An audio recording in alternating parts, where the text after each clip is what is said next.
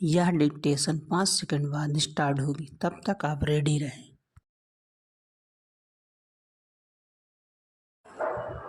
Ready start. यदि केंद्र सरकार ने राजमार्गों से अतिक्रमण हटाने के लिए राज्यों को फिर से चिट्ठी लिखी, तो इसका मतलब है कि पहले जो चिट्ठियां लिखी गई थी उन पर ध्यान नहीं दिया गया या फिर अतिक्रमण फौरी तौर पर ही हटाया गया। शायद यही कारण है कि इस बार लिखी गई चिट्ठी में यह कहा गया है कि जिम्मेदारी तय कर इसकी निगरानी की जाए कि राजमार्गों पर अतिक्रमण न होने पाए। केंद्र सरकार ने राज्यों को पिछले दिशा निर्देशों की भी याद दिलाई है। राजमार्गों पर अव्यवस्था और अराजकता पैदा करने के साथ दुर्घटनाओं का एक बड़ा कारण बनने वाले अतिक्रमण को हटाना कोई ऐसा काम नहीं जिसके लिए केंद्र सरकार के निर्देशों की आवश्यकता हो, लेकिन अपने देश में जरूरी कामों और जोखिम से बचने के उपायों को लेकर भी निर्देश देने पड़ते हैं। इससे यही पता चलता है कि राज्य सरकारें और उनकी एजेंसियां राजमार्गों पर किए जाने वाले अतिक्रमण हटाने को लेकर गंभीर नहीं। जब वे राजमार्गों पर सुगम यातायात को लेकर सजग नहीं, तो वे राजमार्गों यानी स्टेट हाईवे एवं अन्य सड़कों को अतिक्रमण से मुक्त रखने के लिए कितना तत्पर रहती होंगी। यह किसी से छिपा नहीं कि अपने देश में राजमार्गों से लेकर हर व्यस्त सड़क अतिक्रमण से ग्रस्त रहती है।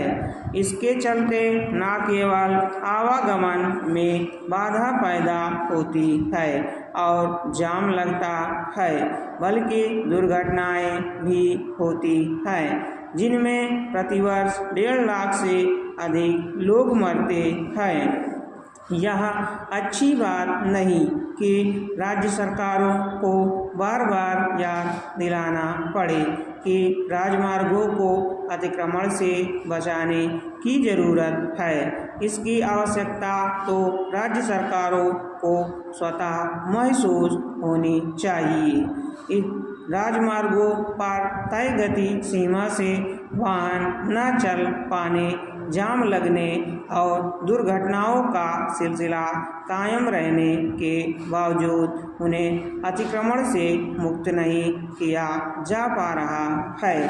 राजमार्गों के साथ उनसे जुड़ी सड़कें भी अतिक्रमण और जाम से अटी पड़ी रहती हैं। शहरी सीमा में तो राजमार्ग बिल्कुल आम सड़कों की तरह तब्दील हो जाते हैं। उनमें हर तरह के वाहन चलते नजर आते हैं। इसके अतिरिक्त यह भी देखने को मिलता है कि उनमें यातायात नियमों का पालन नहीं होता। स्थिति यह है कि उल्टी दिशा में भी वाहन चलते मिलते हैं।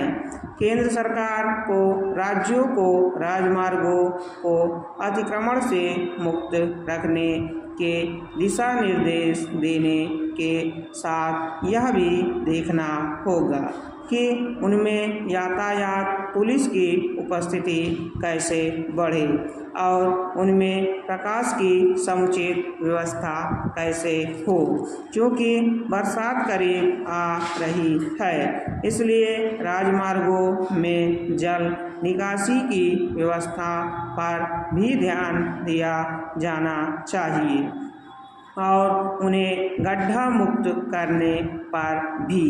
इससे इनकार नहीं कि देश में राजमार्ग तेजी से बन रहे हैं, लेकिन यह ठीक नहीं कि इसी के साथ वे समस्याओं से घिरते भी जा रहे हैं। स्टॉप।